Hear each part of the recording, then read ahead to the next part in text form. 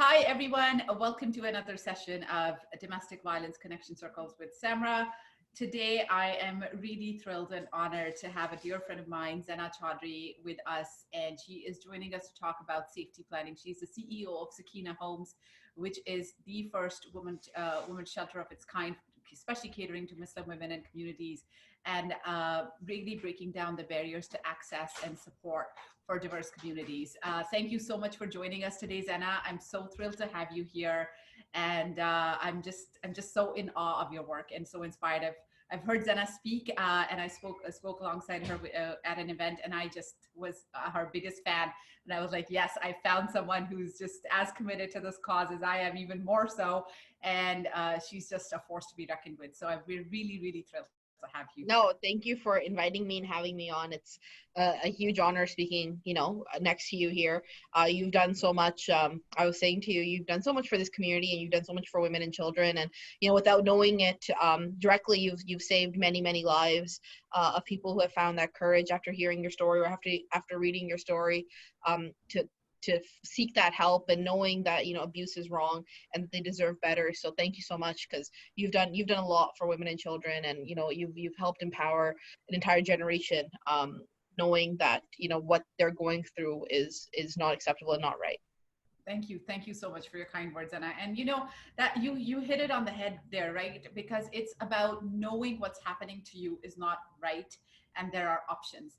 And I want to touch upon that piece first before we go into some of the safety planning stuff. Is that awareness is so important, right? I always say knowledge is power.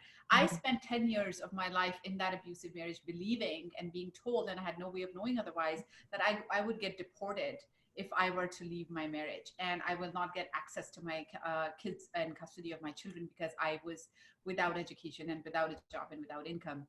How much of that do you see? How much of the lack of awareness and lack of knowledge a factor in keeping women trapped in those situations, especially when it comes to diverse women and newcomers and immigrants in Muslim communities?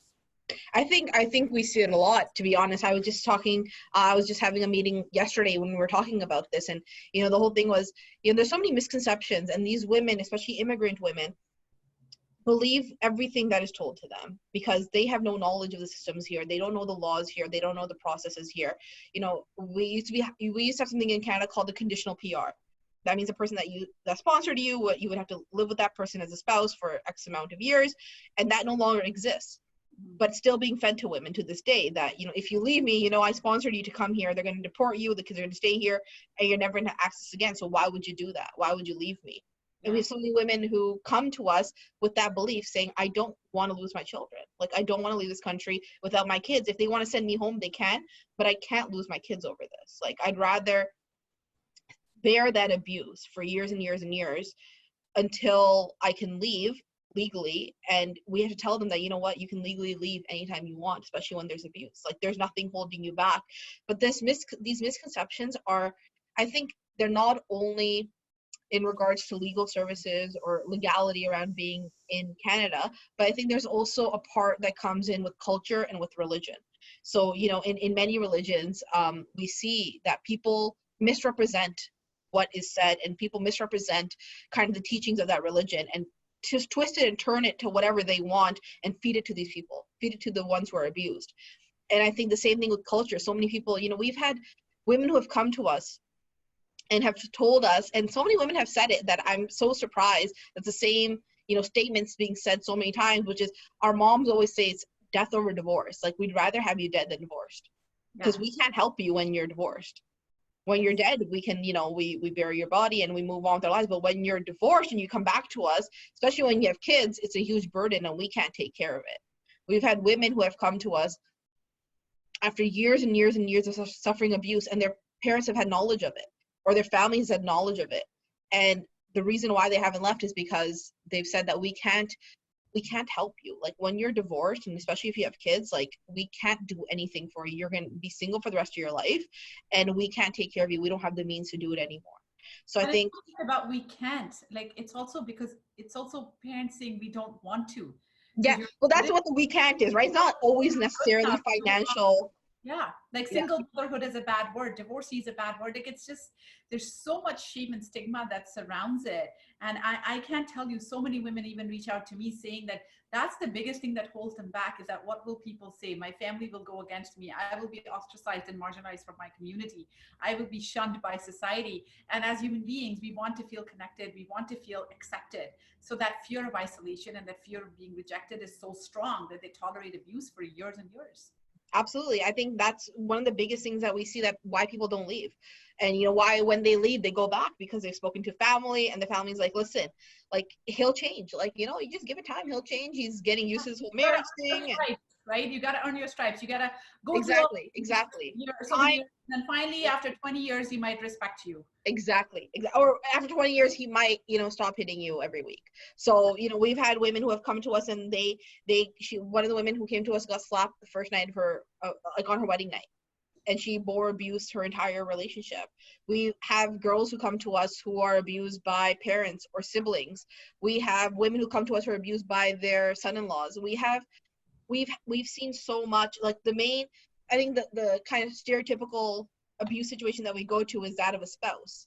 But there's so much out there. We've had girls being abused by their parents and their siblings. We've had moms being abused by their own children. We've had, mother-in-laws being abused by their son and daughter-in-laws. Like, we've seen so much, and I've now stopped saying I've seen it all, because every time I said that, I felt like I got like a case that I had never heard of before. Like, I could never even imagine that scenario.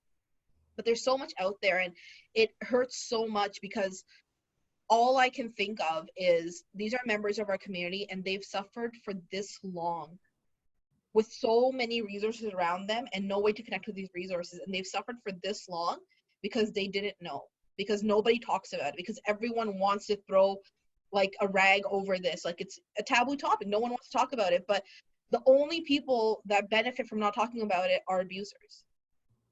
The victims and survivors never are the beneficiaries of not talking about it. They're still bearing that abuse. You not talking about it is just giving more power and more fuel to abusers to do what they want, because people are not going to be addressing this issue. So for me, I think what hurts me the most is when I hear about women who have gone through for so long, is what hurts me is that they didn't know that we were here. We haven't done our job well enough to tell them, listen, we exist. If you need help, come to us and get it. Whichever way you need help, whether that's even reconciliation services. Women who are not abused, who are not physically and verbally and emotionally abused, but they have misunderstandings and it turns into arguments and fights and it's unhealthy, they come to us too, and we do reconciliation services if they need it. And if that's what they want and that's what their spouse wants, or their family member wants, we'll do it for them. So we want to offer any service that they could possibly need. We want to offer that to them. And I think the other thing that breaks my heart is when a woman calls or she comes to us and she says, I just could never afford to leave. And my thing is, finance should never be a reason why you're looking out for you and your children's safety. That should never, ever, ever go through someone's mind, that I can't afford to leave, because that's why we're all here. That's why all these supports are in place. That's why all these resources are here. That's why we exist. We exist, so that's not something that you have to worry about. That's something that we have to worry about. When you come to us, you let us take that worry and help us guide you through that. No one's going to leave you and say, now you're on your own, figure it out. So I think that really kills me when someone says, I could never afford to leave. I think that was, that for me is such a hard thing for me to swallow, thinking, why are we here? Why are we running these organizations when we can't even help the people who need it the most? Yeah, absolutely. Oh my gosh, I have goosebumps all over me right now from what you said. So powerful and so timely. So let's talk about right now what's going on with COVID, right? Like, we have women who are isolated with their abusers. Abusers have even more excuse now to control the purse strings because, oh, we're getting a financial crisis, so we got to cut back on spending money, right?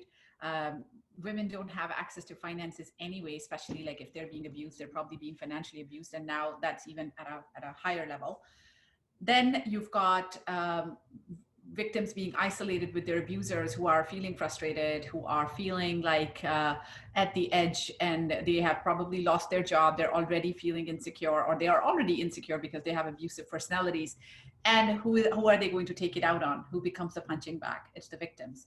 Top that off with the fact that shelters are full, that they are over capacity sometimes, and they can't just throw in more beds, like you said when we were chatting earlier.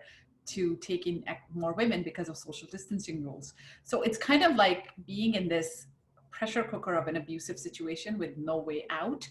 And I remember even in my own marriage, every time there was crisis, every time when he lost his job, whenever there was some kind of financial stress and other triggers, abuse would escalate, not only in frequency, but also in intensity.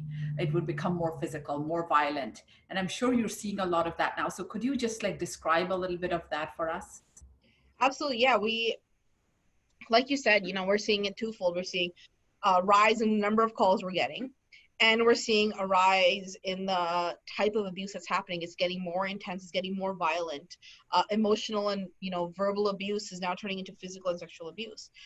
It's getting to be to a point where if a woman said, it was very rare that he would hit me or slap me, and now it's a daily occurrence. So we see this, and it's definitely a lot of it is put on by the pressure of COVID and you know uh, financial insecurity, or that inability to move around freely the way they wish. And I feel like they feel like they've been given a blank check to do what they want, because they know these women can't go to their parents' homes, they can't go to their friends' homes, they can't go to work, they can't go grocery shopping, they can't do any of this. So they literally have to sit at home and just bear whatever's happening. And any bruising or anything that happens is going to they're going to recover from that before COVID's over, because it's social isolation, or sorry, this physical distancing, I should say. They don't have access to people and talking to people. And I think that's something that we're seeing too. I know one of our transitional house lead is on here right now, and she can, I think, attest to the fact that we have women who can't even talk on the phone. That's how bad it is. And for that, Sakeenah Homes, starting next week, we're rolling out a texting line where women can text if they need help safety planning and leaving an abusive situation, and moving into the shelter, or finding emergency housing in a hotel or motel. Like, we want to give them every option possible and every avenue and medium possible to get that help they need. So for us, we're seeing that these situations are becoming dire now. So a woman who thought that she could live through this abuse is now with her abuser 24/7, locked in a house. She has no relief. She can't talk to anyone. She can't go anywhere. And it's just becoming more and more for her to handle. So even emotionally and mentally, it's becoming, a bigger burden than it ever was on her, because she has nowhere to have that release anymore. And I think, like you said, like, things get more violent. You see a lot more physical altercations happening. You see, and it's happening more often and more intensely. So I think that's kind of where what we're seeing right now is, these things are gaining speed on both ends, in terms of the number of incidents, and the how bad the incidents actually are. Yeah, yeah. And how about the impact on children, especially when there are children involved in the family? And it's not just the victim that gets abused. The children also experience abuse, like it's happening to them, and the trauma is just twofold, and they don't have the capacity and the maturity to be able to understand what's going on. So they carry a lot of that guilt and shame. And I've struggled with that in my family with my children. So when there are kids involved, it's even much more difficult for women to leave, especially when they don't have awareness of their rights and knowledge. So can you talk about some of what you're seeing right now with children Absolutely. involved in the situation? Absolutely. I think with the kids, the biggest thing is, we have women who call in. We had a team meeting this morning, and one of our caseworkers said, we had a woman call in, and, she said that, yes, I need help, but I can't leave right now. Like, this is not the situation for me to leave in. I don't want put my kids through this. I don't want them to have to suffer and, come in contact with any COVID or anything. So I'll stay right now, but I just need help figuring out what the resources are that are available. And that's, one of the biggest things that we're seeing is that people don't want to put themselves at risk, but if they have children, they especially don't want to put them at risk. And we already saw that before COVID, that women say, you know what, I'd rather, suffer through it if my kids are going to have a 2-parent family. But now they're saying, I'd rather suffer through it before putting my kids into that situation of what we don't know is going to happen. So it's literally balancing and choosing between the devil that you know and the devil that you don't know. And in this situation, a lot of women are choosing the devil they know, which is staying at home and suffering with that abuse, because they don't know what's outside right now. They don't know how to get that help, and they don't know what their kids are going to come in contact with. So let's touch upon that. And that takes us into our topic of discussion today is the devil that you don't know and the fear of uncertainty, right? That is the bulk of what keeps women trapped in these situations is, I don't know what's out there. I don't know what help is out there. Who will I turn to for support? How will I make ends meet? Will I be able to get custody of my children? Will I be able to put food on the table for my kids? Yeah, I can stay at a shelter for a bit, but what about after that?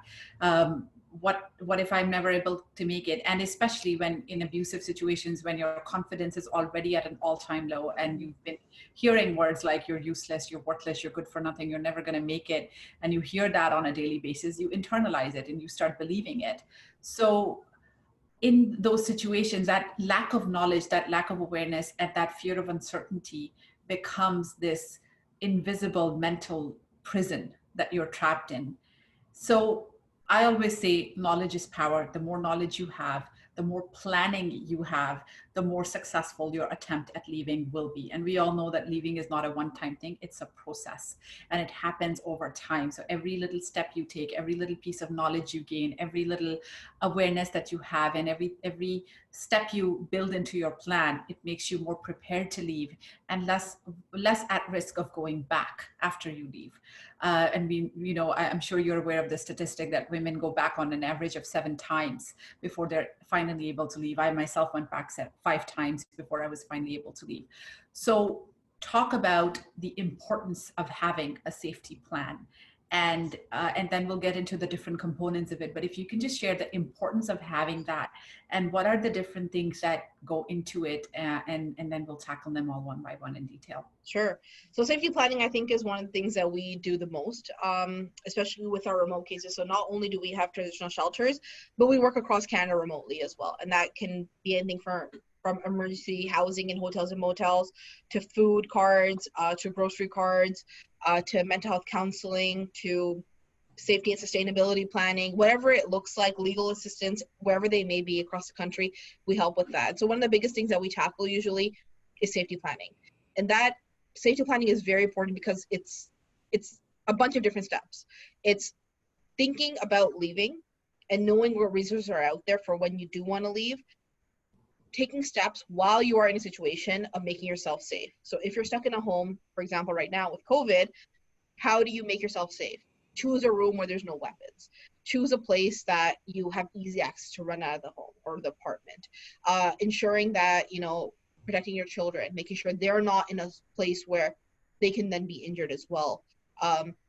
So that, even that, and then when you are leaving, the day that you decide to leave, what should it look like? If you're waiting for someone to go to work, if you're waiting for, yourself to go to work or the kids to go to school, how are you going to do it? How are you going to plan for this? How are you going to, what are the steps you're going to take? What are you going to take with you when you leave? What are the documents or items that you need when you leave the situation? Because likelihood is you're not going to be going back for a very long time.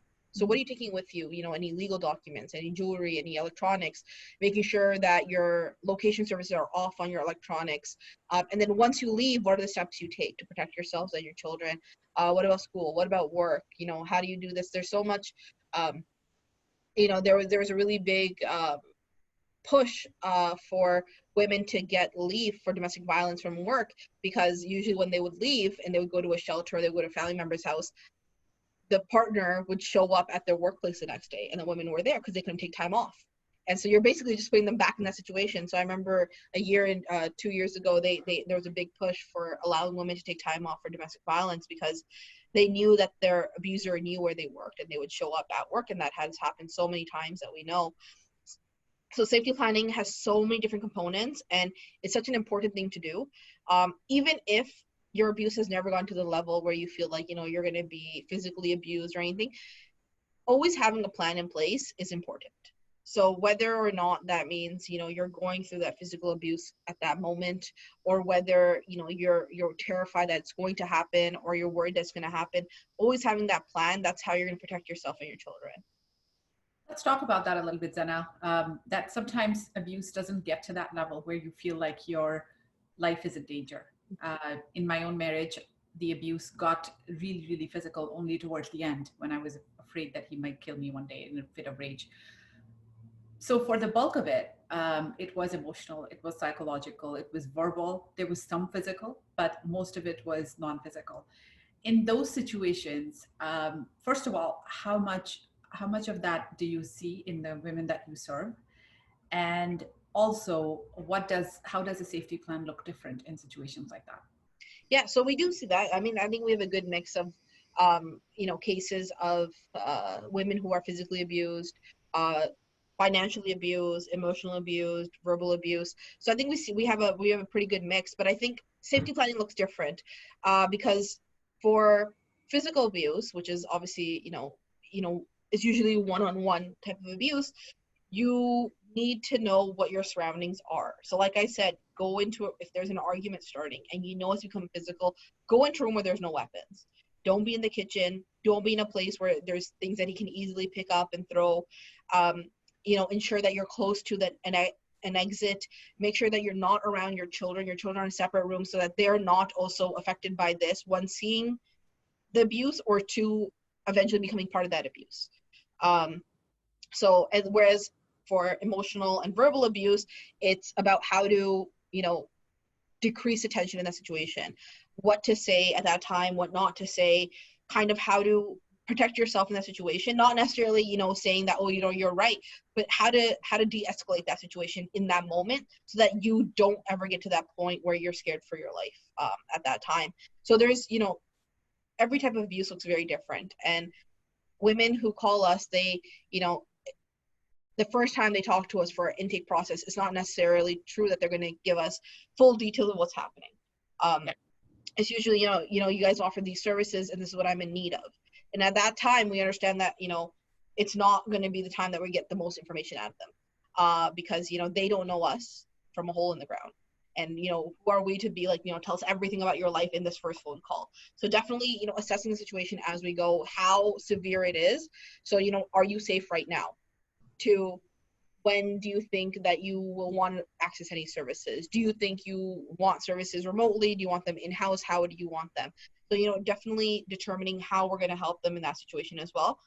But, sometimes, I'll be very honest, sometimes it's easier to plan for physical abuse than it is to plan for verbal and emotional abuse. Verbal and emotional abuse and financial abuse are like the hidden devil. They are things that you could be going through them and be gaslighted and not even know that you've been going through it for years. They are things that, will come back to women who we've helped years ago, and they'll say, it just came back to me, like everything that he ever said to me and did to me. And, am I, like, maybe I really am that worthless, and that's why I was laid off. Maybe, I'm not as, as like, confident as I thought I was. Maybe I'm not as good as, because they always have these things in them. Then it kind of kills their confidence and it stays with them for the rest of their lives. And for that, it's very hard to plan, safety plan for that. We try our hardest.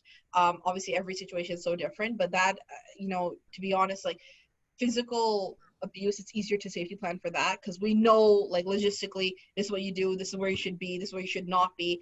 With emotional and verbal abuse, it's so hard because you never know what's going to come out of their mouth.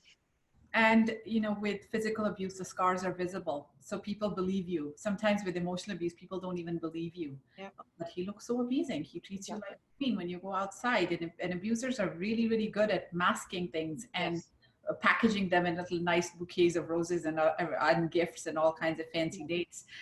It is so hard. And even for me personally, yes, I was physically abused, but the things that still haunt me and traumatizing me even after all these years are the verbal stuff, the emotional stuff that he did, the isolation, the telling me that I'm worthless, useless, and all of those things. Those are still things that I battle with. And every time something goes wrong in my life, it's like, oh, maybe he was right. And then I have to catch myself in that situation that no, because something is happening wrong in my life today doesn't mean that I'm worthless and useless. That was all noise, and it's really hard. And to be honest, like, I think if anyone, even a friend of yours, a teacher of yours said to you that, oh, you know what, this is not for you. Like, this is not your forte. Like, don't pursue this. Like, you're not good. Let's say someone in drama class, for example, like, this is not your forte. Like, please don't pursue this. And let's say in the future, that's what you do. And then when you have a really bad day or you get laid off from a job or something, that's going to come back to you. But imagine such an intimate relationship of a spouse and that person is saying this to you, that's going to stay with you forever, right? Those are scars that never ever heal, unfortunately. And that's why I said that people will come back to us years after and say, is this actually true? Like, maybe he was right. Like, maybe all along I was living this fantasy world and he was right, that I am actually worthless and useless and things like this. And this is why I say it's so hard to safety plan for verbal and emotional abuse, because you never know what's going to come out of their mouth. For physical, you have kind of a pattern that they're going to pick something up and throw it at a wall, or throw it at you, or hit you like with their hand or an item. Whereas with emotional and verbal abuse, it's so difficult to kind of ascertain what's going to happen and how it's going to change over time. More insidious, and it's much more subtle. And the next time, yes, he said something horrible to you today, but the next day he says something wonderful and he plans a fancy date and he gets you a gift or a bouquet of roses, and you're like, oh, he's wonderful, he's so romantic, and then you forget about it and you think maybe it was just me being sensitive that I was thinking about it, and then the next day it happens again, and the cycle is just so much more insidious, and it creeps up on you, and you don't even recognize it's happening. I often just describe that with this frog analogy, that you put the frog in hot water, the frog will jump out and run away. And that's what physical abuse is usually like. If someone comes and hits you randomly, or your spouse just happens to slap you one day, you're like, okay, what's going on? There's something seriously wrong here. But when you put the frog in cold water and turn the heat up ever so slightly, and the frog's body temperature keeps adjusting to the rising temperature of the water, and the frog will eventually cook to death without even realizing. And that's what emotional and verbal abuse looks like, because it's one comment, and the next time it's a little bit harsher, and the next time it's another couple of underhanded jokes, and the next time it's a couple of other invalidating things, and it just accumulates, and each time you tolerate something, the next time it'll just be that much easier to ignore that, because there's so much else, other good stuff that you should focus on. Yeah, the cycle of abuse is real. I mean, it's so real when people say that, oh, but you were so happy. You were so happy. You guys went on vacation and you were so happy. That's a cycle of abuse. That's exactly what it is. There's a honeymoon period. There's that making up period. Then it becomes, violent again or abusive again. And it gets worse and worse and worse until there's that breaking point. And then it's again, the apologetic period, the honeymoon period. And it's a very, very real cycle. Like, I see it daily, like in this line of work, you see it all the time. And it doesn't only have to be for physical abuse. It's all for emotional and verbal abuse. That I'm so sorry, I got angry. You made me angry. When you do this kind of stuff, or you dress this way, it makes me angry. And that's why I said what I said. But I won't do it again. If you don't do it again, I won't do it again. It's again, if you don't do it again. So you're always walking on eggshells, that I just hope I don't do something to piss this person off, and then I will get reprimanded for it, verbally, physically, or emotionally. And again, you're put in a position of responsibility for that other person's problems. And your feelings are no longer even in the picture. You're invalidated. Like, you made me angry. So it's not like I got angry and I did this and it's wrong. You made me angry. You dressed this way. You did this. You did that. And if you say something that you're sensitive, you're just overreacting. Did you forget what I did for you the other day? I brought you all this amazing stuff. Did you forget that fancy date that I planned for you? Did you forget how I cried in front of you asking for apology, and now you're treating me this way? So then you end up as a victim feeling like super guilty, like, what did I do?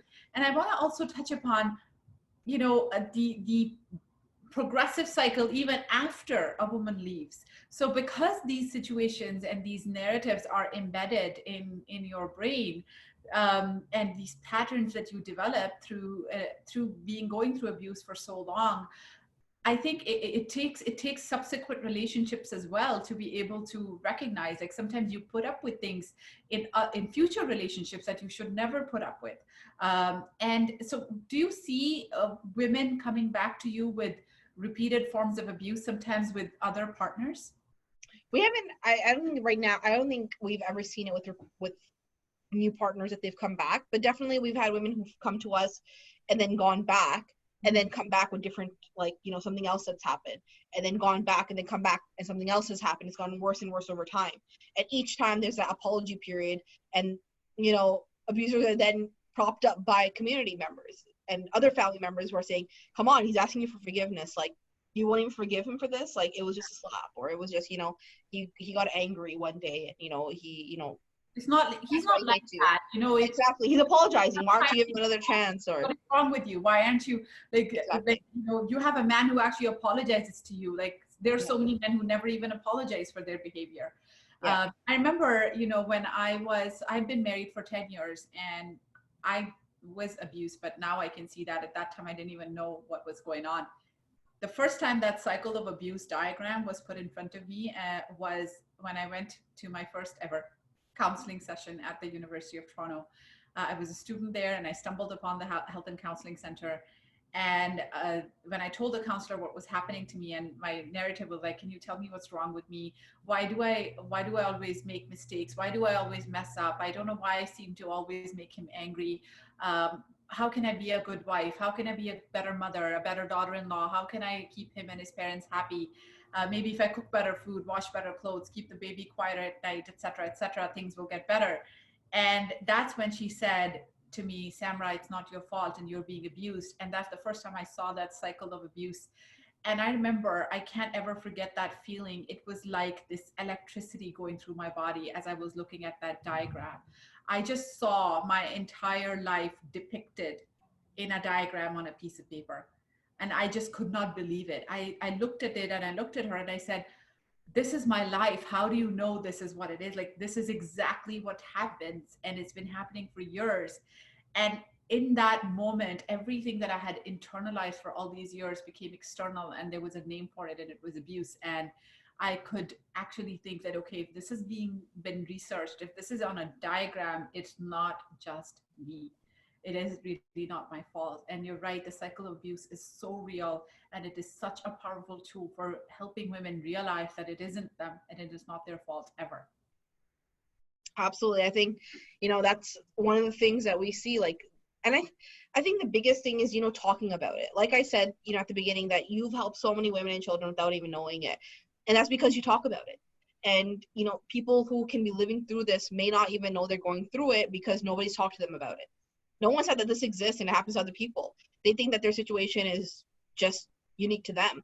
And it's because they are being blamed, like, okay, I didn't cook properly. I don't know how to cook. And, I'm newlywed and I don't know how to cook. I've never cooked before. And that's why he's angry at me. Or that's why he hit me. And that's obviously never an excuse. Like, there's never an excuse for violence or abuse, no matter what's going on. So I think, the more we talk about it, the more we address this, the more public we make what the cycle of abuse looks like and what abuse is and the different forms of it, the more that people will come forward and say, hang on, what I'm going through is wrong. And whether that means leaving that person, whether that means going through counseling with that person, whatever it looks like, that means that they're going to get help. In some sort of way, they're going to get help. But that can only happen if we talk about it. And we acknowledge that this happens, and we acknowledge that there's so many forms of it, and we spread this information. And like you said, knowledge is power. And it's true. Like, the more you know about what situation you're in, the more knowledge you have about it, the better you can then tackle that problem and say, either it's best for me to leave, it's best for me to work through this right now, it's best for my children to have a safe place to be, it's best for us to go to counseling, whatever it may look like. As long as they know that what the situation they're in is not normal, then that's kind of, I think, our first duty as a community to do that is, make sure that we're providing educational resources and making these things public and not hiding behind it, and saying that, this stuff is real. And if you're going through it, you're not alone, and it's not normal for you to go through this. Absolutely. Let's talk about housing for a bit. And, when we talk about the different components of the safety plan, for sure, one of the biggest things that women have to worry about is putting a roof over their head and their children's head. So how dire is the situation right now in terms of what's available out there in shelters as well as in assisted housing for women who are escaping domestic violence due to COVID? And what are some things that you're seeing and some support systems that could be put in place? So assisted housing, I think in general, COVID or no COVID, there is just, the wait list is so long for assisted housing. It's just so unbelievably long. There's special circumstances where you can kind of jump that line, but on average that wait is 8 to 10 years in Peel and Toronto region to get that assisted housing. But with emergency housing, like things with Sakeenah Homes as a shelter, and we also offer remote casework, so motel and hotel emergency housing. For us, we're seeing, I think now at this point in COVID, we're kind of seeing a decline in that emergency housing portion. So now it's more like, help us plan for when COVID is over. Or, we've left that situation and now we need help with food, or we need help with grocery, or we need help with rent, or these kind of things. So I think when that first big peak happened of COVID, and during that first month, beginning of March time, mid-March time, I think that's when that was the highest, that people were like, we need to leave. Like, this is, because things had just changed so drastically at that time. There's so much on the media, and then, people being laid off at that time, and, people were getting sick. So I think at that time, it was the biggest pressure of emergency housing and leaving and going to shelters and staying in hotels and motels. But I think now it's kind of, what are the other resources out there? Legal resources. How can we sustain, like, we also do sustainability planning.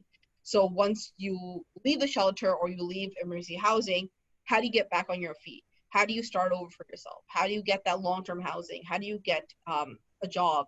Are you going back to school? What are you going to be doing? So I think, touching on all these other resources is kind of the bulk of what's happening right now. And before, like, I think I would even say, like, by the first or second week of April, before that, it was all like, we need to get out of the situation right away. So it's all like emergency, like, leaving, safety planning. You were telling me on the phone last week that you're seeing 50 times more calls than you normally do, right? Yeah. And that's across, I think, our casework. We started an emergency food bank service because we were like, that's what we're getting a lot of calls for. Like, people, even residents who had once lived with us and moved out and had jobs, if they were laid off, now they needed help with food. So we said, you know what, in the GTA at least, let's try and do this. So we actually deliver thousands of pounds of food to hundreds of people a week to their doorstep. We have volunteer delivery drivers who come to the food bank every Wednesday. We put the packages together and they go and they deliver. And we have meat, we have bread that's donated by Cobb's Bread. We have produce, we have non-perishable food items. Anything that we have hot meals donated by restaurants that go out. So anything that we can provide these families, we do. And we have volunteer drivers who go all the way from Durham region to the end of Hamilton, and they deliver them right to their doorsteps. And this is because we're growing with the need. So whatever the need is, we want to make sure that we're addressing it. At one point it was emergency housing and we were putting people up in hotels and motels. And now it's changing to food insecurity. So now we're doing that. So we offer a lot of resources. And for us, we're going to focus on whatever that time of need is. And right now that time of need is not so much the emergency housing, but it's everything else. So we're definitely focusing on all of that. We're bringing on new caseworkers now as well to help with that. And, like I had mentioned to you that we have a new home in Brampton that we just opened. So that, making sure that people are, getting the assistance they need in that home as well is very important for us. And are you seeing that, like when you said that right now the need is not so much emergency housing, are you seeing a decline in the number of calls that are coming for emergency housing? And does that mean that there is not a need, or does that just simply mean that women do not have the freedom and the time and to be able to make calls? I don't think it necessarily means that there's not a need. I think that means that the women are now saying that we feel like we can see the end of COVID. I think everyone kind of feels like that right now, that, we've hit that high point and now we're kind of seeing a decline. And, Doug Ford's announcing how we're going to open our economy, and, the state's going wild with doing what they're doing. But going wild. I don't think they have any plan in place. Altogether. But yeah, so I think people are kind of saying that, okay, you know what, we know we have to leave, but right now help us plan for it. So, like, we're not necessarily going to leave right now, but help us plan for when we are going to. So I think at the beginning, when we were doing a lot of emergency housing, people were like, we don't know when this is going to end.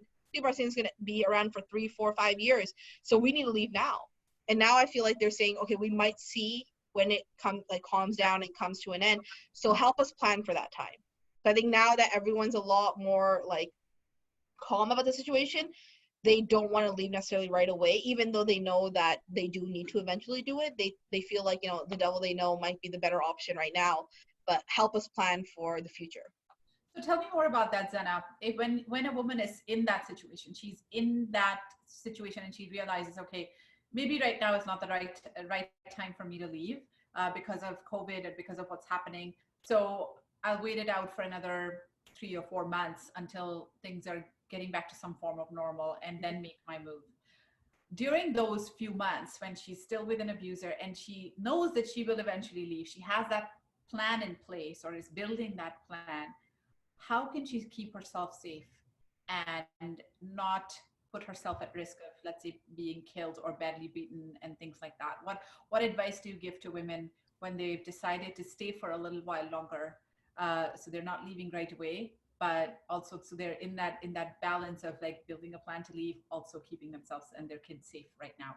Yeah, so definitely we say share your situation with people that you trust. That can be your family, that can be your friends, that can be your neighbors, whoever you trust. Share your situation with them so they know what's going on in case that, And you at can split do second that you need through that help. virtual connections and Zoom calls and things like that right now. Exactly.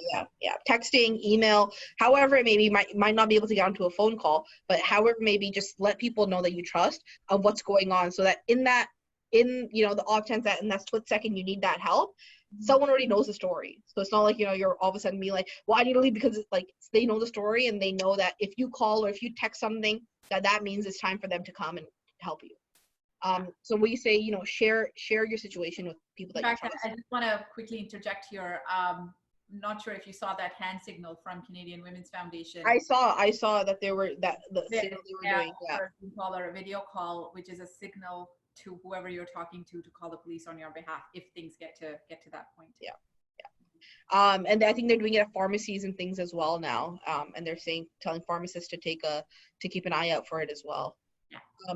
But yeah, so that's one thing. Then we say that ensure, again, if there's a situation that arises where there is abuse happening at that moment, go into a place where there is no weapons available, and anything can be a weapon, right? Even a remote can be a weapon. So kind of what their ammo is, what they usually use. So don't go into those rooms.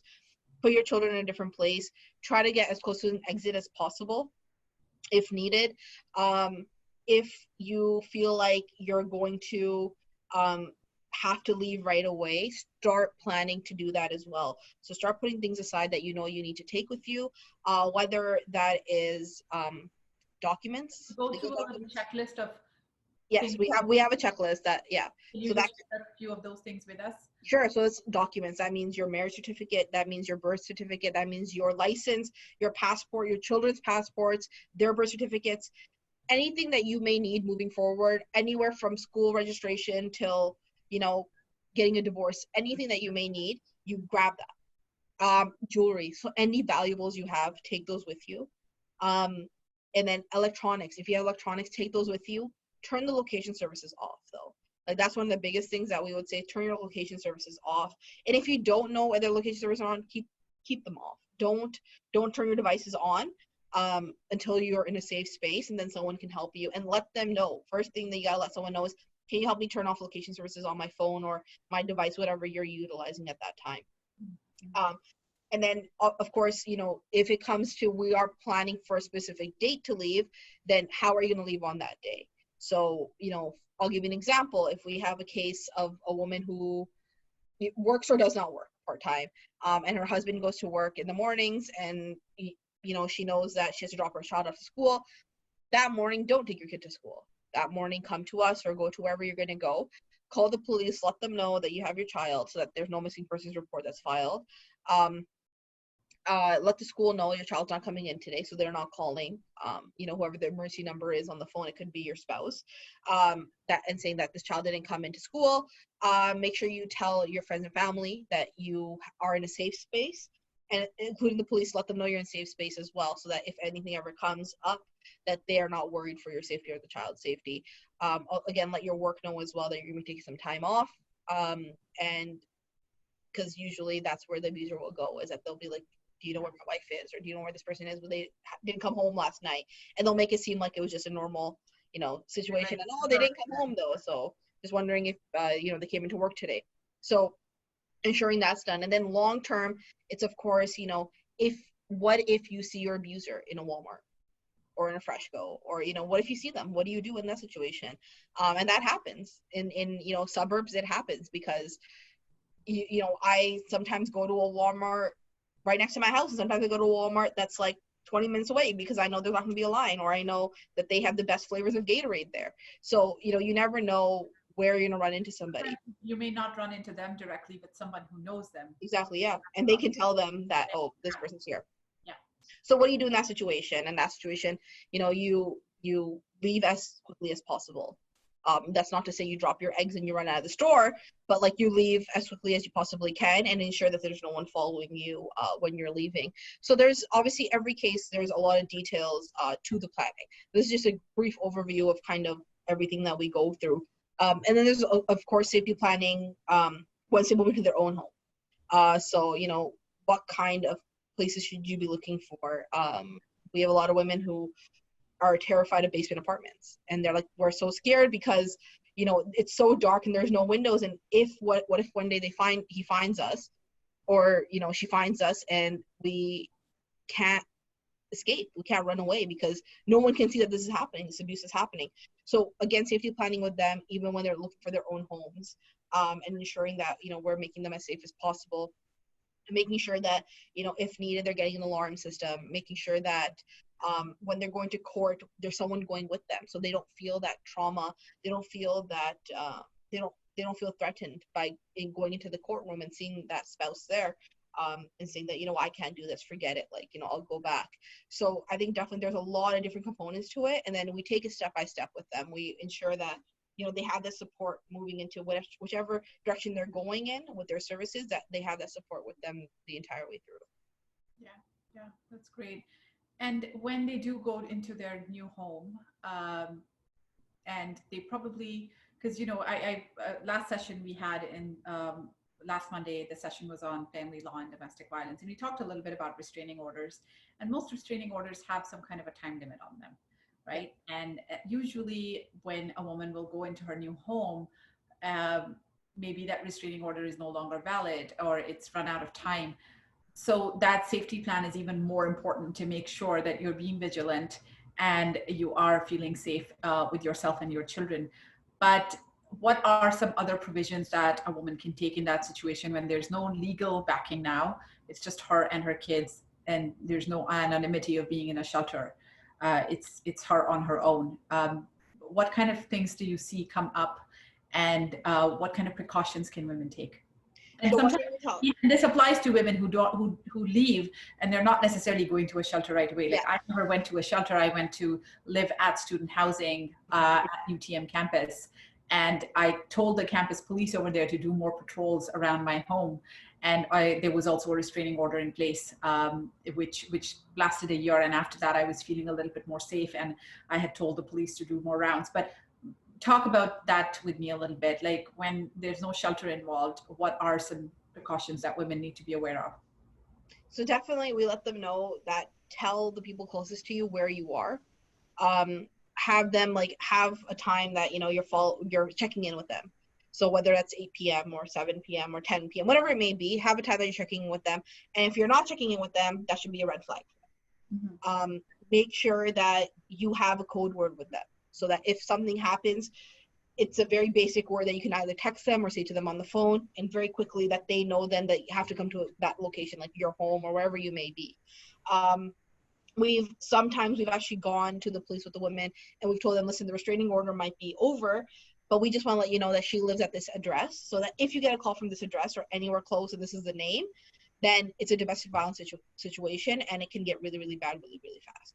So they then have a flag, they have a report written, and they can flag that and say, okay, you know what, we have knowledge that so-and-so lives at this address in this area, and we're getting a domestic violence call, so it might be this. So let's, you know, it's not something that we can take our time with. We got to go right away. So, and it's always up to also the women to tell us kind of what they feel and what they need. Some women are like, you know what, I just want to live peacefully. Like, I don't want to bother anyone. They don't want those supports. They don't want the family support. They don't want to be checking in with people. They don't want to let the police know. They don't want to get this, you know, some women don't press charges. They don't want to, you know, drag their kids through court and all that kind of stuff. So for them, it's more like, if we have an issue, can we call you guys? And we always say yes. Like, there's not going to be a time they're going to say, no, you can't call us, sorry. So of course, like, if you have an issue, we'll call us. The emergency line still goes to me. So if they call that and they dial the emergency line, that'll go to my cell phone directly. I still get calls sometimes at 3 a.m. So, you know, if that's the case, then please call us, and, you know, we'll help you, talk you through it. If we need to talk to you, if, you know, there's something that needs to be done at that time, we'll get that done. So, however we can support them. And obviously it's not, this is not a 9-to-5 job. This is not like, I go in and I sit in my office and I punch a time card, and then at 6 o'clock I'm like, bye, and I leave. But, but the beauty of it is that I know that we're helping people in some sort of way every single day. And that, I think, is a blessing on its own. So definitely, we let the women tell us how they want that support. We let them take control of their own lives, because for so long that control has been taken away from them. So it's time for them to take control back and tell us what they want, and we'll help them through whatever they want. You're just so amazing, Zena. So inspiring. Thank you. I'm so proud of the work that you're doing.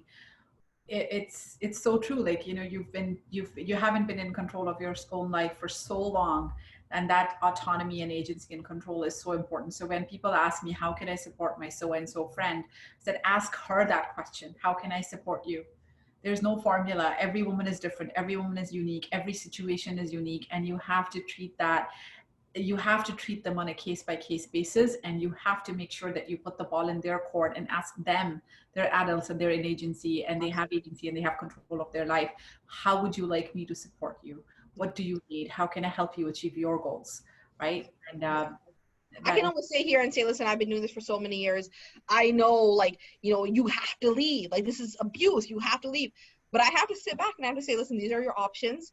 This is kind of like the path that you can take, and we're going to support you how you need that support. Like, this is what we're going to give you. Because those women, they need that back. They need their dignity back. Like, they've been told what to do for so long, and now there's someone new trying to tell them what to do. Like, this is not how it's going to work. It's going to work with them making decisions about their life, and knowing that they're adults who can make those decisions and who can, tell us what the trajectory of their life is going to be.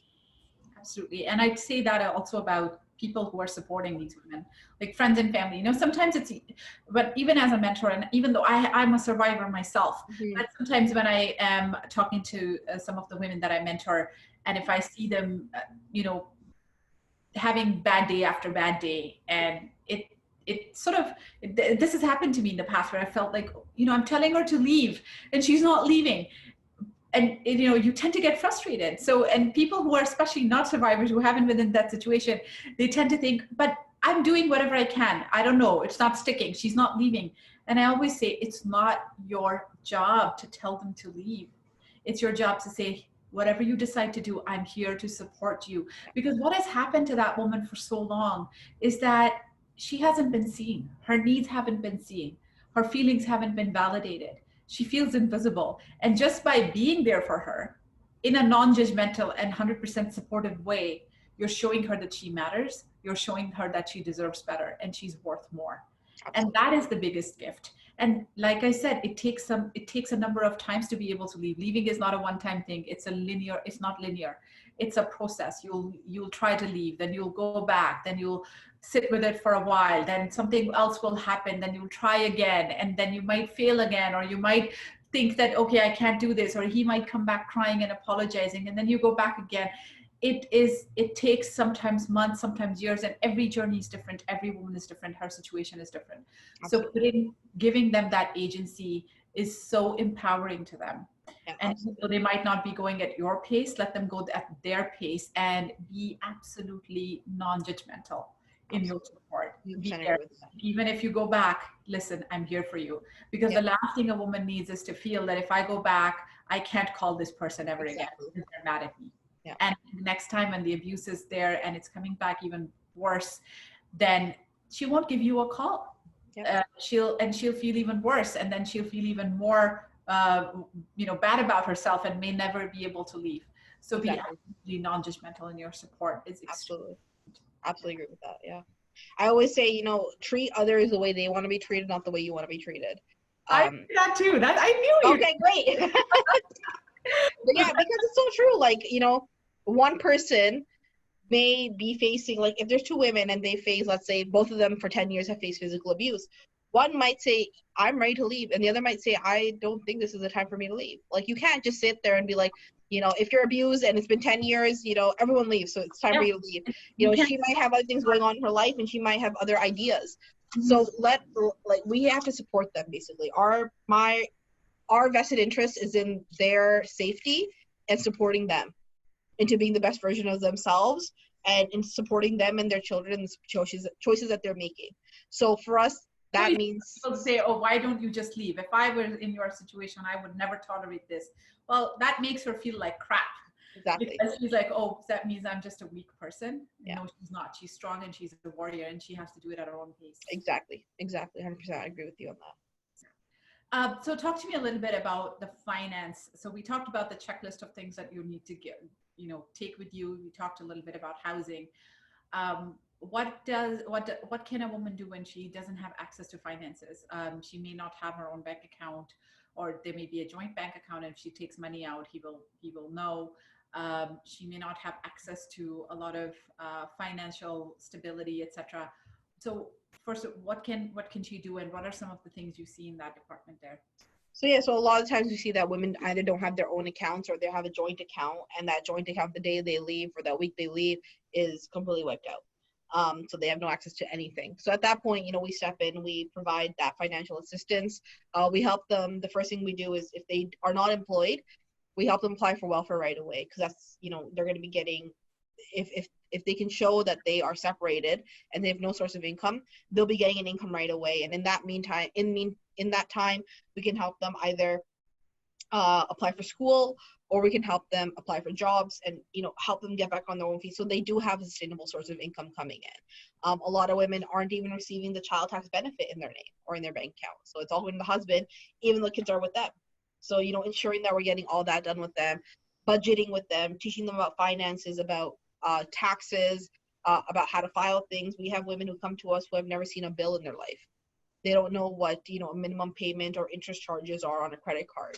And they go to a bank because their abuser has taken credit cards and loans out in their name. Exactly. And they go to a bank and the bank is like, no, you can't get anything. Or the bank gives them the highest interest credit card. And we've seen that too. Banks do that. We know banks do that. Banks, will see a woman and has no knowledge of anything, and they'll sell her the highest interest bank credit card. Or the cell phone companies will give them the highest, the most useless things you can add into a phone plan, they will, and they'll charge them.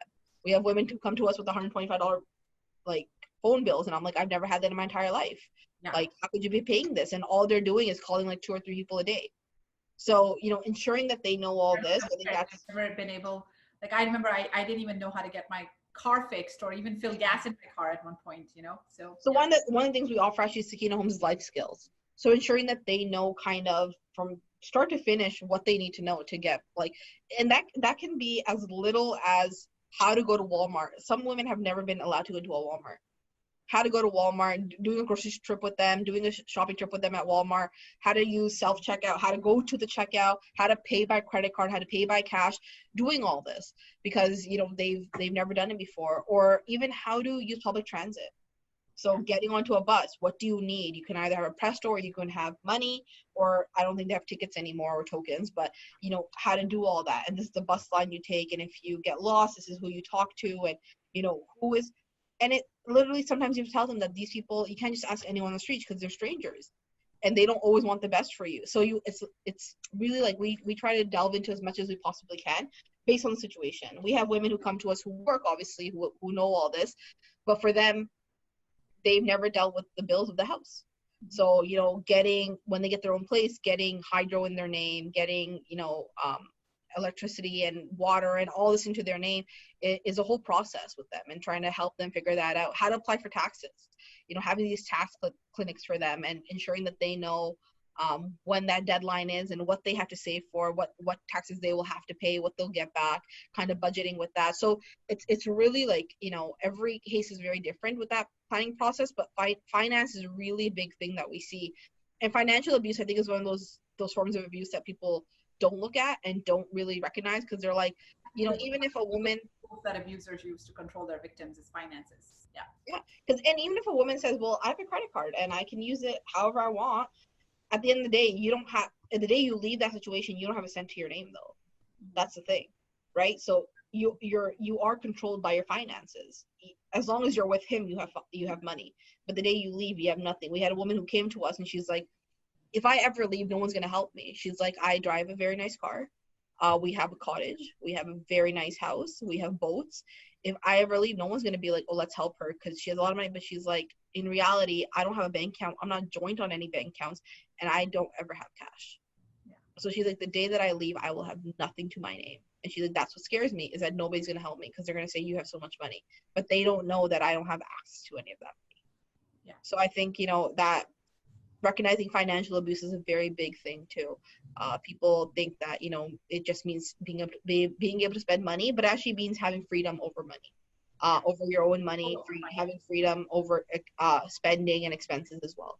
And knowing how to conduct financial transactions, knowing how to pay your bill, knowing how to budget, knowing how to, budget for groceries and for other things, knowing how to save a little bit. What does that savings plan look like?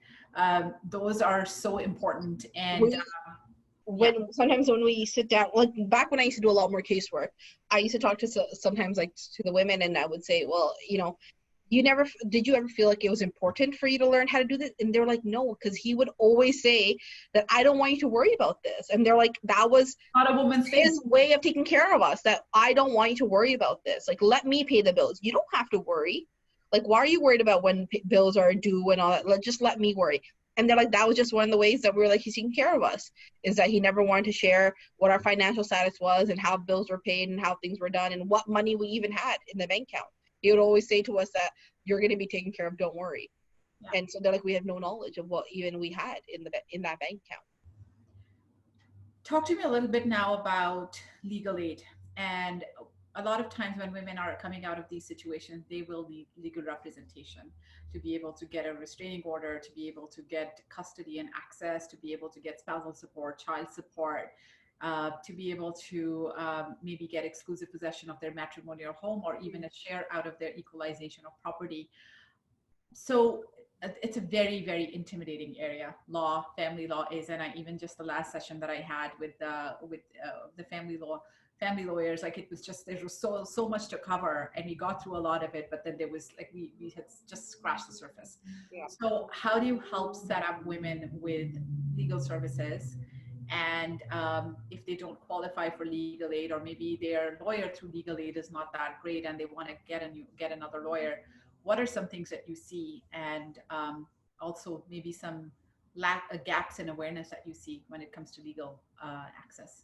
So of course we use Legal Aid Ontario. We help these women apply for their legal aid certificates. Sometimes they get them, sometimes they don't. We do file appeals as well for them to get them. We work closely with SALCO, which is the South Asian Legal Clinic of Ontario. So they're a legal aid funded body, their clinic, and they help South Asians specifically. So they have those lawyers on staff who can kind of help navigate systems and different forms and different appeals and applications. So that is, I think, a really big resource for us to be utilizing. Legal Aid Ontario itself has clinics as well that are more general and broad, that operate across Ontario, that really do help with any basic questions you may have. We've had legal aid lawyers who have turned out to be absolutely horrific. Never returning calls, not showing up to court, and it stresses the women out, obviously, because they're basically laying everything on the line, and they entrust it to this lawyer to kind of show their side of the story in front of the courts, because sometimes it's the matter of custody of their children, and their spouse will have paid for a nice lawyer and who knows what they're doing, and the women will have a legal aid lawyer who is going to say that it's not worth my time and not even show up to court. So definitely we try and note down how we think lawyers are doing, and then refer the women accordingly to certain lawyers, and avoiding others. We do have lawyers who have volunteered with us in different areas of law who help us out as well, whether that's on a question and answer basis or whether that's on taking a case.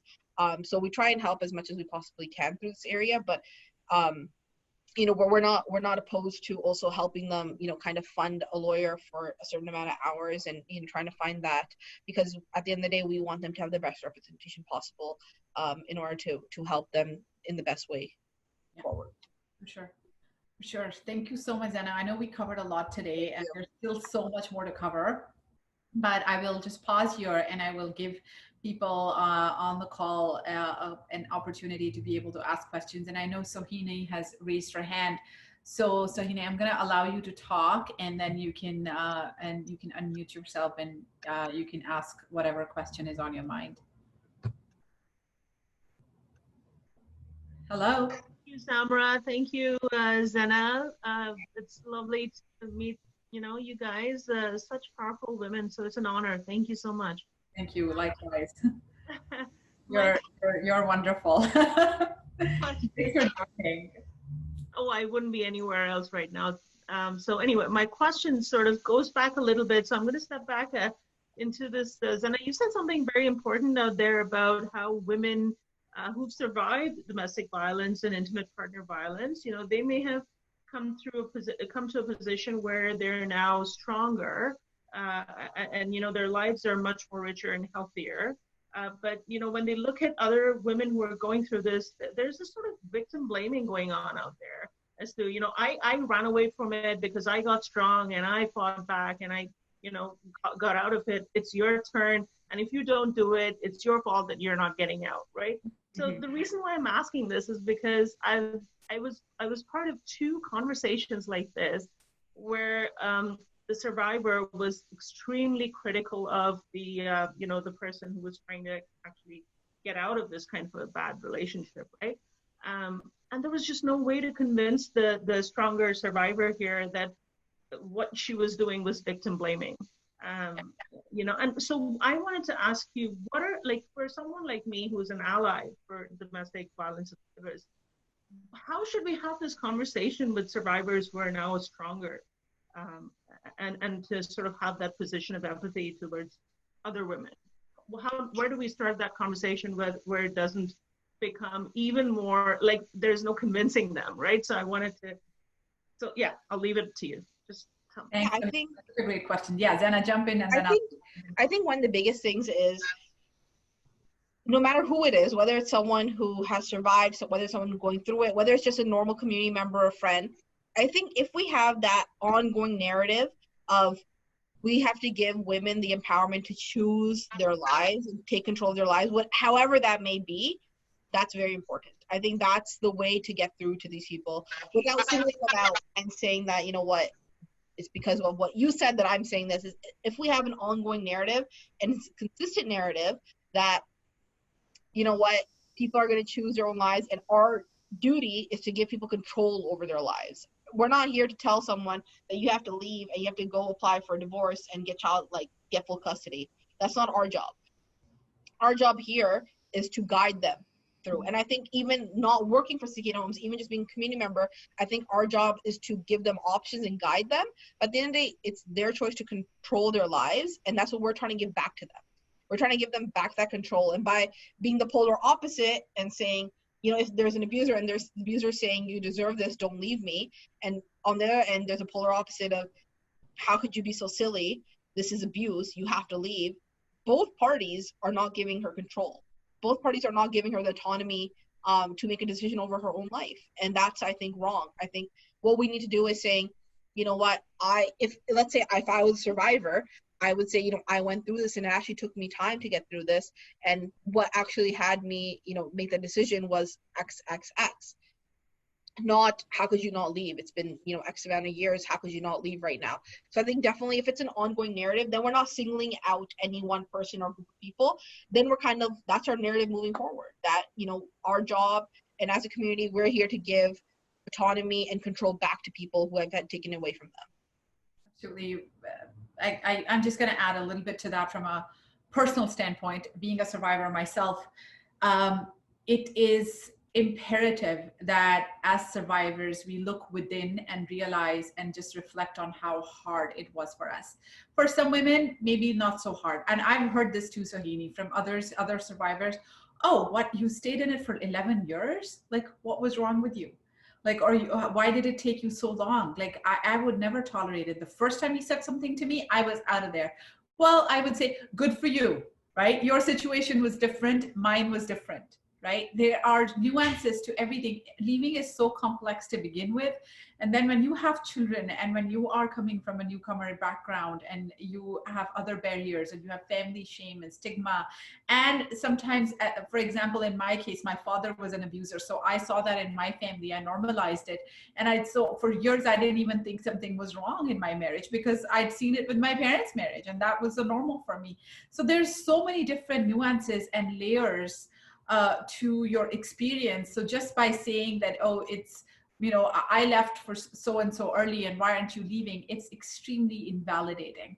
And I think that these people that you had conversations with, they really need to do an internal check in themselves and develop that empathy lens, that not everyone's situation is like their own.